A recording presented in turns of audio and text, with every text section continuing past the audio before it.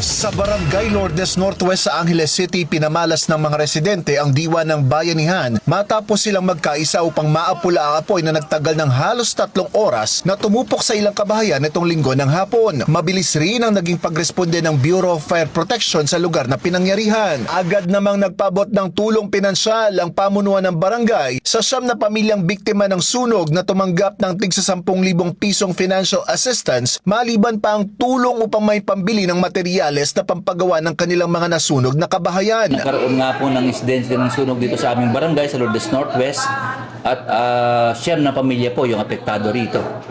So totally po talagang ito pong 9 na pamilya nito ay talagang wash out po yung kanilang mga bahay. Nagpalabas po kami ng isang resolution upang magpalabas po ng pondo na chargeable po doon sa ating disaster fund. Nang sa gayon po ay mapagbigay po tayo ng suporta sa ating mga kababayan. So inapruban po ng Barangay Council na maglabas ng 140,000 at binigyan po, doon po sa 140,000 na yun, bigyan po namin ng 10,000 po bawat pamilya. So 90,000 po yun.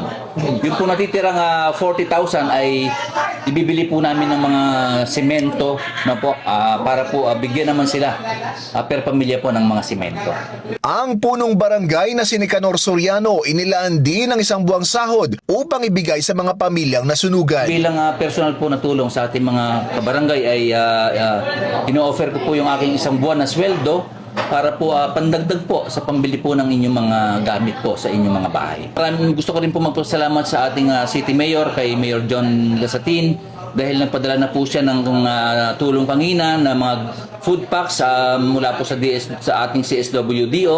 Ganoon din po kay Pong Pogi Lasatin, maraming salamat po sa kanilang ibinigay na suporta, mga food packs po sa ating mga nasunugan. Maraming salamat po. Para sa One Balita Central Luzon, ako si Jim Hipolito, laging on call sa balita.